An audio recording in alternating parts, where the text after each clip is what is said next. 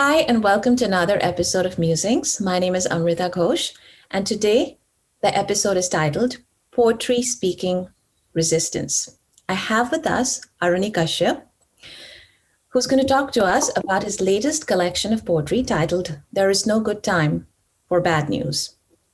Aruni Kashyap is a writer and translator. He's the author of His Father's Disease that came out in 2019, the novel The House with a Thousand Stories that came out in 2013.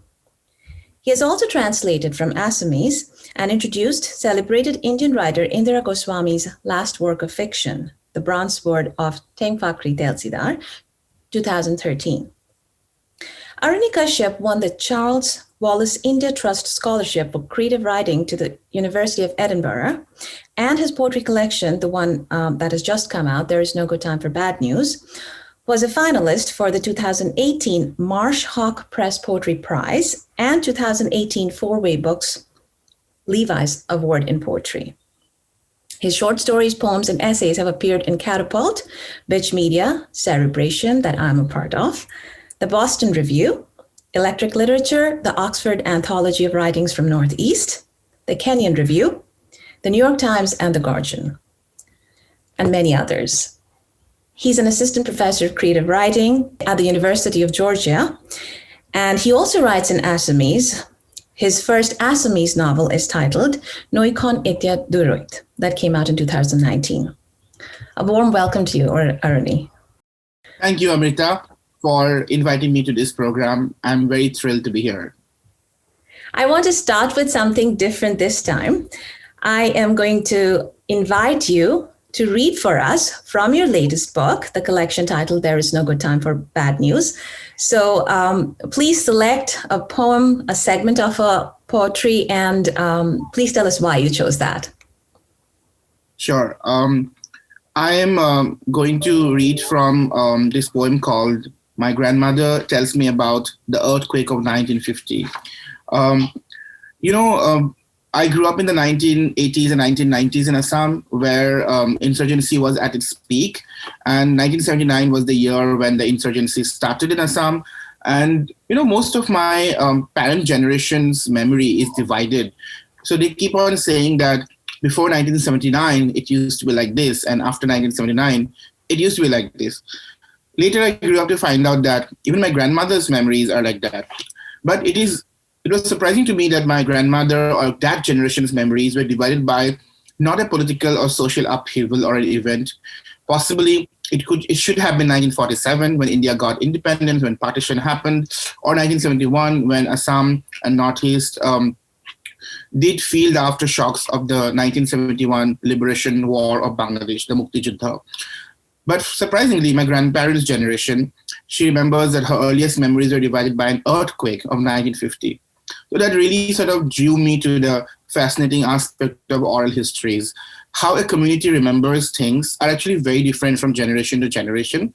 And how a community remembers is actually very, very different from the way the state records its events. So 1950, an earthquake happened in Northeast India, mostly Assam.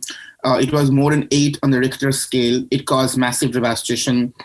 And people still talk about an earthquake, and a lot of it is basically I've heard from my grandparents, my granduncles, and so on. They talk about it. And this poem is called My Grandmother Tells Me About the Earthquake of 1950. And this poem actually is an amalgamation of the many information that I heard from different granduncles, grandaunts, grandparents, and so on. And I put it together into the grandmother figure. A lot of it is I heard from my own grandmother. My grandmother tells me about the earthquake of 1950. First, it was just the ants, like water bubbles, blood that oozes out of a wound. They emerge from their holes carrying grains of rice. We thought it was because of the impatient slanting rays that must have percolated, flooded their bedrooms, dining rooms, living rooms. But soon, even though it wasn't the season of fleeing birds, the birds left their nests. Angry crows flew from one tree to another as if one of their own had been killed. But they just cawed like frightened people. They didn't try to claw our cheeks, pierce our eyes, as if they're trying to tell us the secret knowledge of the ants, alert us, as they always did, about uninvited guests. One evening, the wild ducks, the sparrows, the kingfishers, the woodpeckers left noisily. Empty nests with eggs, nude beehives that hung from large branches, dripping golden honey in the sun, forming puddles below with no ants to drown in sticky sweetness. It was then we knew something was coming, though we didn't expect it would be the river, because we had come to this village fleeing the furies of another river that attacked paddy fields, houses, and swept away brothers, sisters, mothers, lovers, concubines. On the day it came, August 15, 1950, we were planning to gather at the school playground to sing the anthem, distribute sweets, but I fell down while trying a bun. And I thought a dacoit had entered, pushed me to take away my gold necklace. I couldn't stand up. And the rattling walls told me to crawl out, screaming for your grandfather. The courtyard was slimy, with thousands of earthworms germinating from the soft soil, while water from the hot spring that had sprouted in our courtyard burned my cheeks. One of my legs stuck in a deep crack. When the trees shook their heads, we didn't know about the newborn river that had sprouted from the chest of a nearby mountain. We didn't know that it was 1 million times stronger than a bomb called Fat Man. We didn't know that the creator of Fat Man and Little Boy had looked at the test explosion and recited a chant from the Gita. Now I'm become death, the destroyer of worlds. Even without you, every warrior in the enemy camp will cease to be, but the ants and the birds and the howling dogs and foxes knew. So they left, so they howled, barked. Thank you for listening. Thank you. That was absolutely haunting, especially the details, the ants and the earthworm and so on. I want to backtrack a little bit and I want to focus on the medium that you chose. Why poetry? How different was it to narrate these stories of conflict, of violence, of memory through the medium of poetry, and different from prose that you've obviously written before? Yes, that's a great question, Amrita. When I started researching for my first novel, The House with a Thousand Stories, that novel was about a series of extrajudicial killings that happened in Assam in the late 1990s, allegedly supported by the state in order to quell the insurgency that was going on in Assam. During that time, I talked to many, many people. Even my extended family suffered a lot. One of my uncles had to leave home and stay underground for a long time because he was at that point of time a part of a political party that was in power. And that political party allegedly had sort of sponsored these extrajudicial killings in order to crush the insurgency extrajudicially without any kind of negotiations. So it was extremely a stressful period, and a lot of stories are still buried in people's hearts and minds. And I went around talking to different rural parts in Assam, asking questions. I also grew through that period. I spent a lot of time in rural Assam, visiting my own family and seeing the fear and the insecurity and the danger firsthand. I remember going to weddings, I remember going to funerals, or even normal visits, and there were conversations constantly about who was getting killed and how people losing lives, entire markets being raised down by suspicious fire because those people allegedly supported the insurgents. And along with this, what was happening was there was a massive fratricidal fight happening because the people who allegedly supported the insurgents, they were crushed, and their supporters came and launched reprisal attacks. So there was a fratricidal war happening in the state. So almost every family in Assam was affected, and repercussions were felt even to families who lived outside Assam as well. I couldn't include a lot of these stories actually in my novel. In my early draft, a lot of these stories were there. So one way was to kind of archive these stories, because I thought that if I don't write about them, they never will see the light of the day. In so many ways, the research that you make for one book, it doesn't make it to the final version of the book. So one for me was to archive these things, and I thought poetry is the best medium because I could then use the technique of the dramatic monologue in order to sort of express what the characters are going through. So the technique was appealing to me. Writing these in the voices of characters who are survivors of a certain kind of violence was appealing and exciting, artistically exciting to me. So that's why I chose poetry. Also, in so many ways, these are small stories actually. And these small stories often are ignored, and they often fall through the cracks of official narratives. They often fall through the cracks of big books, larger nonfiction books. The woman who suffers from trauma because she was tortured by the army for allegedly hiding her son, who is he's an underground insurgent. That woman exists in Kashmir, that woman exists in Nagaland, that woman exists in other countries in the world where people have taken up arms against the state. And I thought that there could be a larger network of solidarity that could be created if I foreground the stories of the survivors. So these stories, if I did not write them, I was worried that nobody else would know. Because for people, who have suffered, and it repeatedly came out during the interview, for people who have suffered, for people who have been wronged by the state, wronged by powerful people, their only hope for justice is that their story will travel. Often when I talk to people said, when will the story be published? And I was not a journalist, so I had to tell them that I didn't have any control because a novel has its own life, right? When is your story will be published? I want to know. If you need to use my name to create authenticity, please use it. They're also going ahead and telling me that because they really wanted the world outside to know that this is what happened to us. Otherwise, they would have felt probably that they couldn't make sense of their lives, or they couldn't make sense of their self. So it is through stories they're making sense of themselves by telling me, and it is through the hope that these stories will travel. That is the only hope or semblance of justice for them. So I thought it was my duty to archive this, my duty to sort of put together in a collection. So I started writing them almost 10 years ago. And slowly, I realized that I have enough to form a collection. And that's how this collection came into being. I want to talk about the collection and the fascinating range of characters that you've created in this particular the book. And you mentioned the voices of survivors, of different kinds of survivors. And, there's this dramatic monologue, as you mentioned, there's narrative poetry.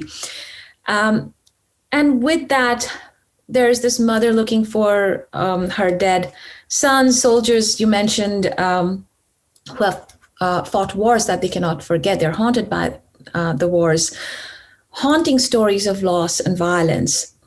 Would you then categorize this particular collection, There Is No Good Time for Bad News, as resistance poetry? And if so, how does poetry create this space for activism and also for speaking out the pain at the same time?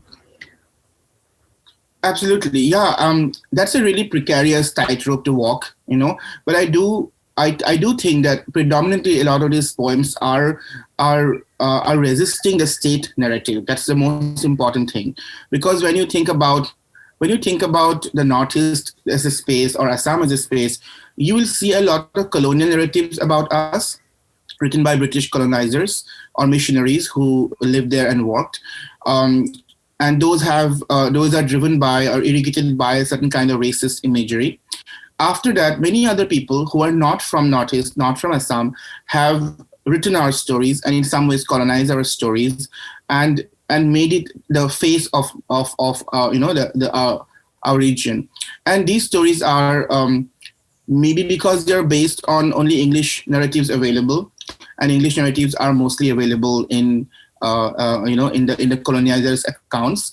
They replicate these tendencies in some ways. Another way, actually, all of this. So when you read the collection, I'm sure you're wondering, my God, how much violence has happened in this region, and like why is it not now? Why is not everyone talking about it, right? That's the sense that many readers actually feel when they read about this, read my novel or read this collection. And I also felt, how did I not know?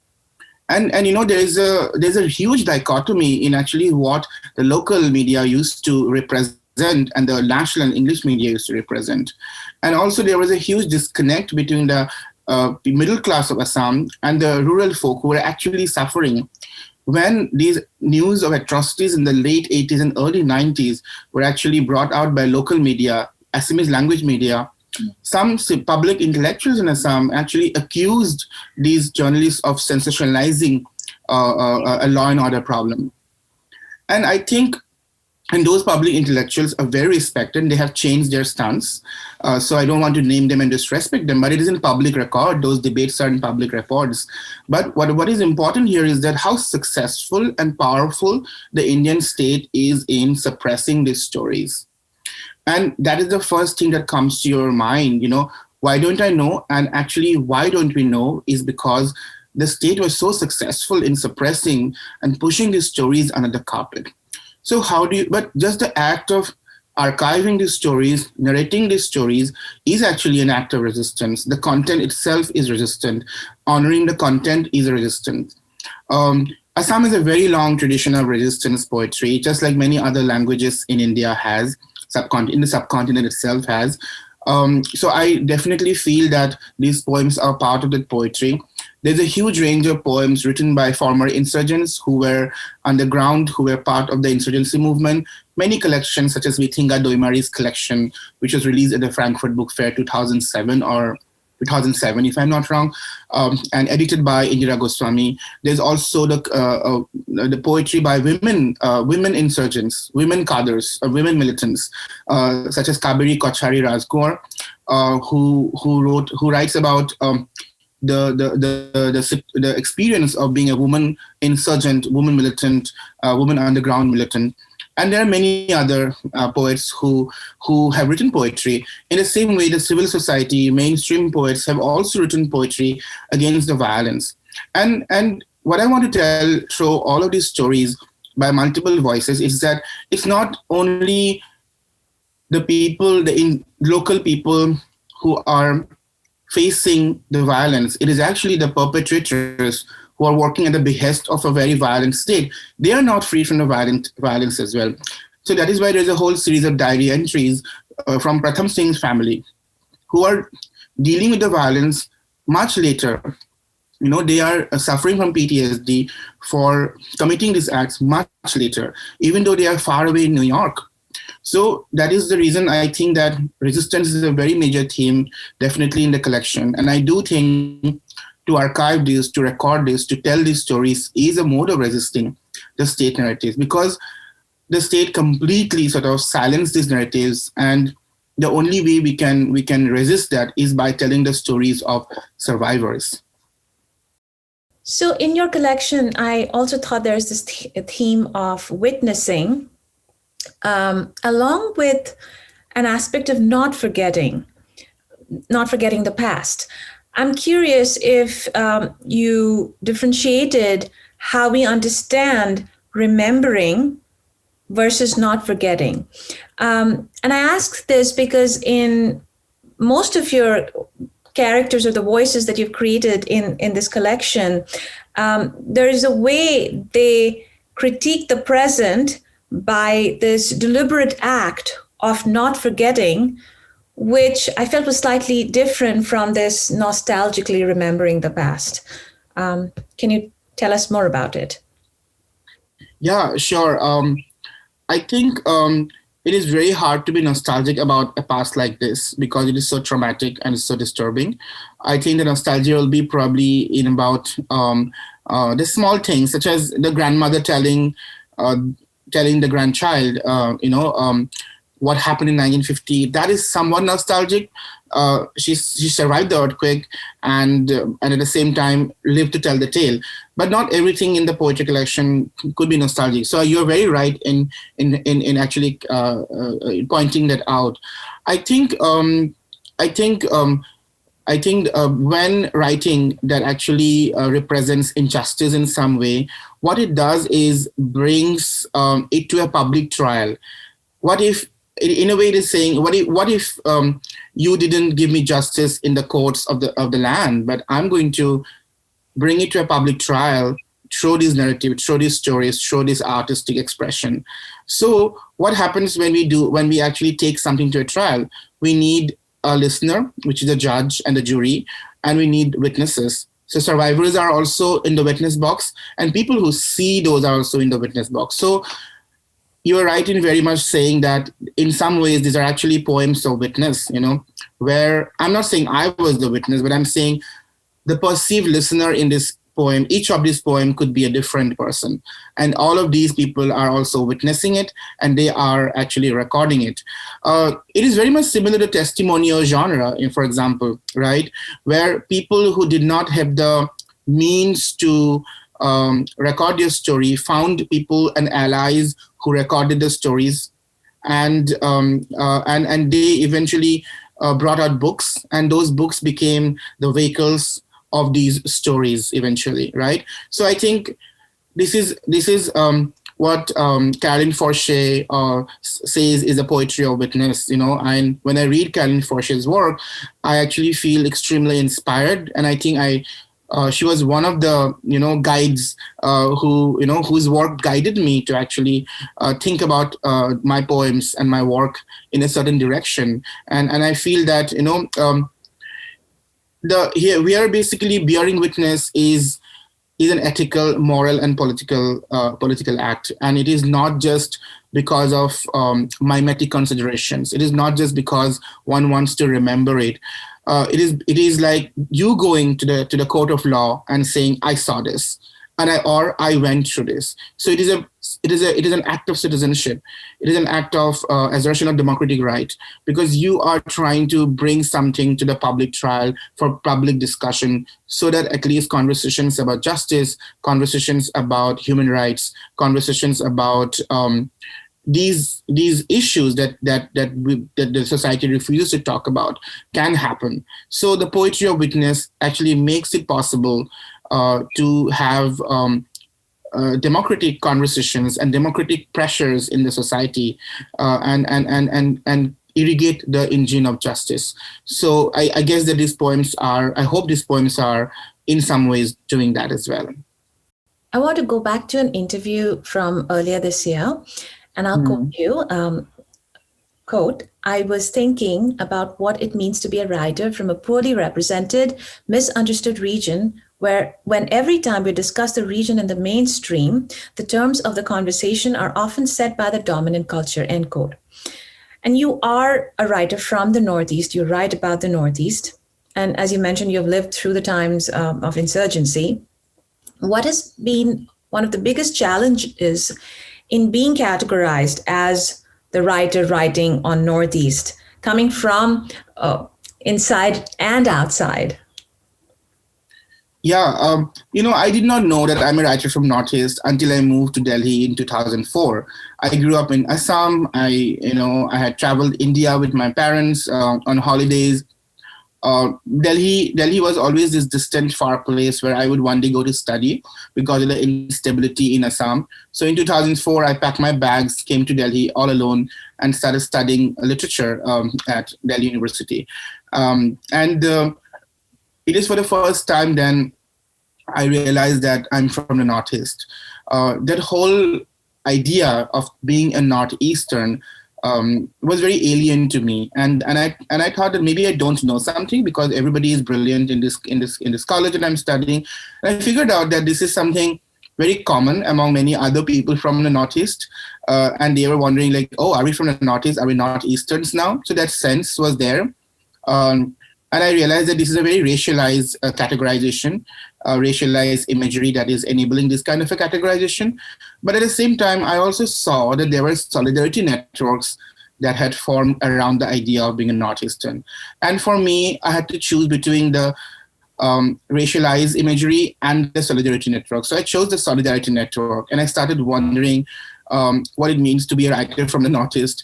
It was really bizarre because I really didn't know the history of you are 18 years old or 19 years old and you don't know the history of Tripura or Manipur, you barely know the history of your own city or your own state. I knew because I read a lot in Assamese newspapers.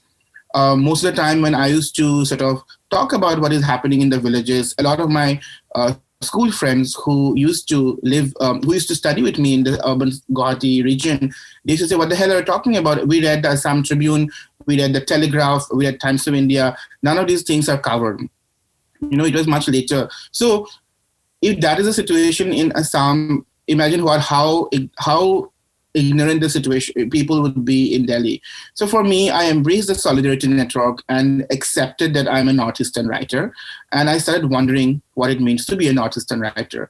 And during that time, I accepted that this is a very convenient umbrella term to actually talk about a region that is that has that has seen the brutal aspects of the Indian government, that has faced a lot of neglect from the Indian government, that has been otherized by the Indian government. Many of the regions in Northeast India, such as Assam, Manipur, there's a law called AFSPA, Armed Forces Special Powers Act, that we all know about. It has been called one of the most anti-democratic laws by different human rights organizations, internationally recognized organizations. That law allows security forces to shoot at sight, arrest without a warrant, detain indefinitely without a warrant, and so on. Which means that the rights enshrined in the Indian Constitution, they are not extended to us.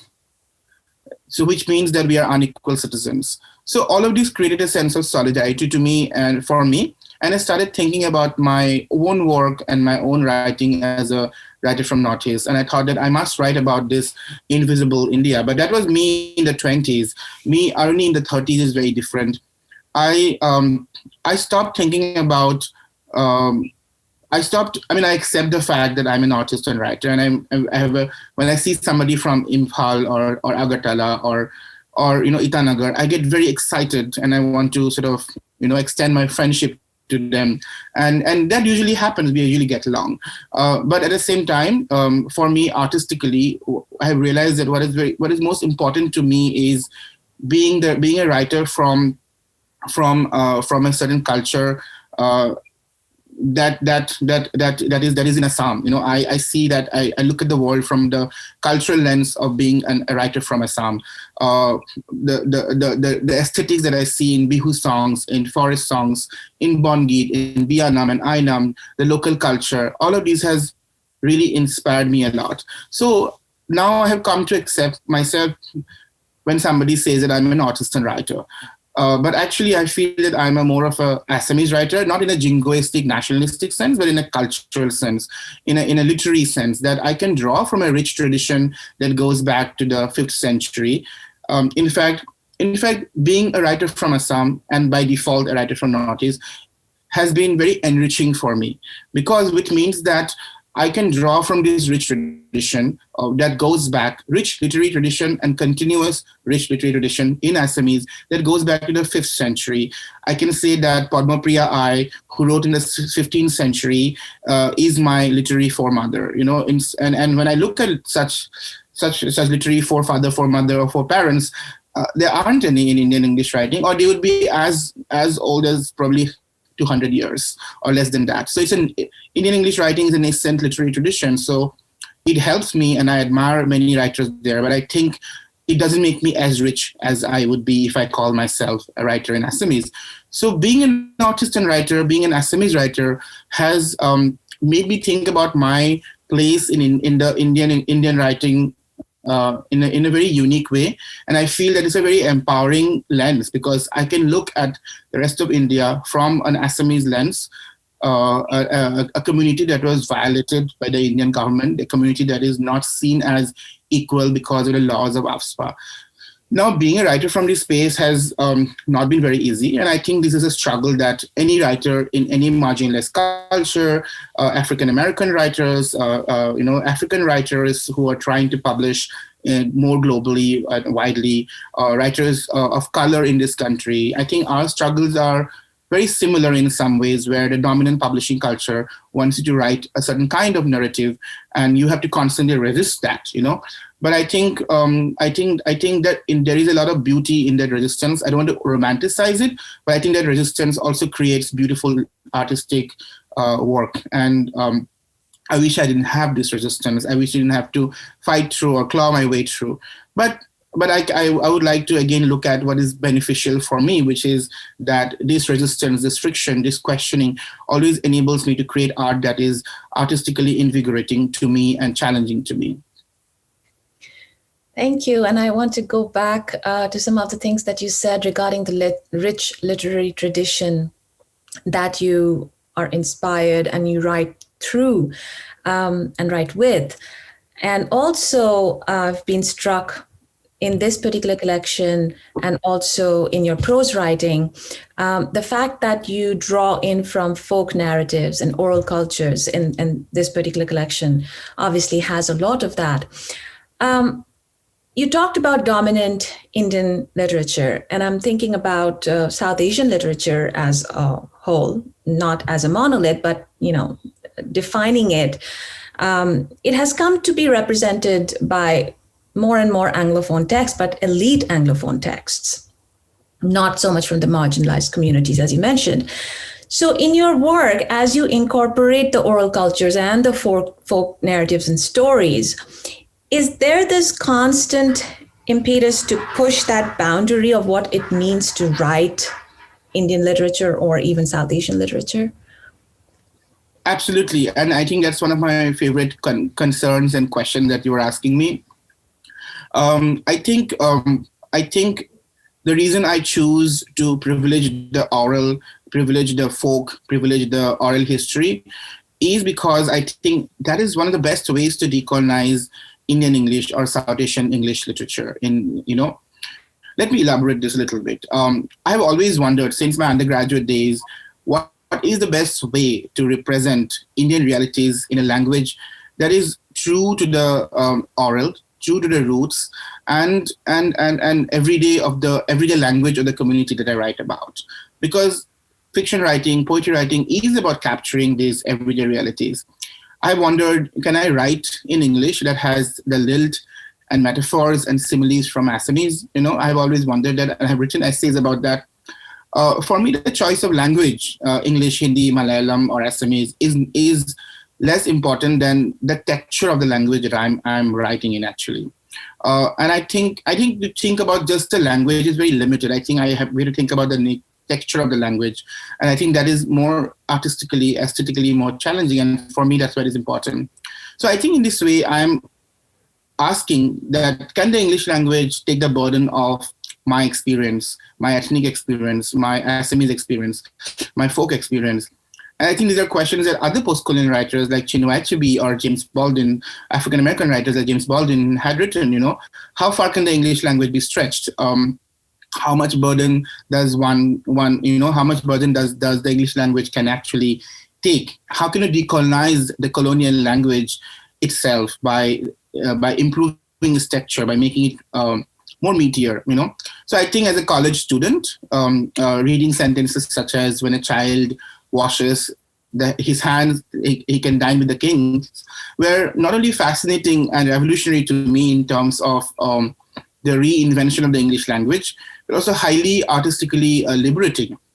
For me, the biggest artistic challenge has been to write about this liberation. As an Assamese writer who writes in Assamese language as well as English, and I started writing and publishing from a young age. So I always had readers. So for me, that most Indian English writers or South Asian English writers suffer from this readership. It was not a problem. I used to write something in English and translate it back to Assamese, and I had readers. And I used to constantly do that between the two languages. Some of my English stories that are published in English, people don't know they're actually originally published in Assamese. So I keep on flipping between the two, and every time I do that retranslation, it becomes a new story. So for example, who will pick up my book, who will read my book, these are questions that have never been central, though they are peripheral, but they have never been sort of central to my work, to my daily life as a writer. because, as I said, I keep on retranslating.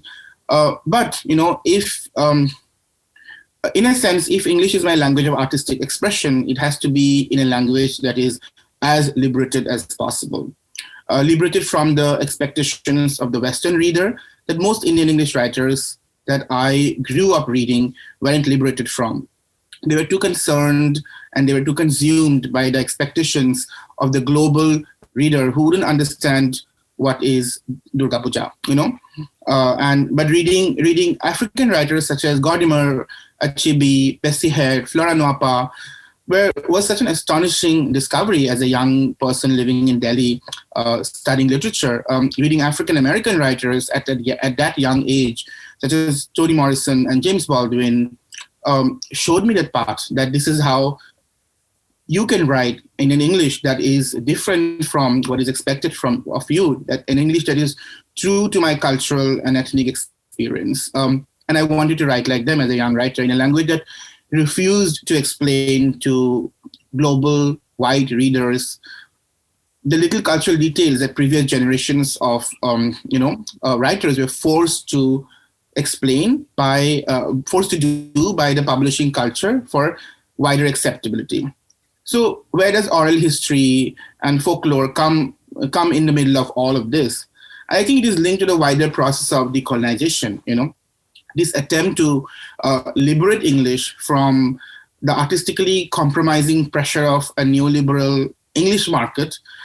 If you want to sort of decolonize, you have to also use a potent anti-colonial tools that are far from the written, far from the recorded, far from the official. So the written, the recorded, the archived, the glorified, and the published, the official are all controlled, editorialized narratives in some ways.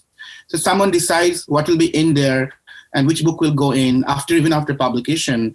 There is an editorial process. There's a librarian who decides what will go into the archives, or the archivist who decides. But the oral is free. So hence, for the artist who is interested in decolonization, the oral is fecund and it is full of possibilities. And that's why I go back repeatedly to the oral again and again and again. Thank you so much, Aruni, for joining us at this episode of Musings. Thank you. Thank you so much.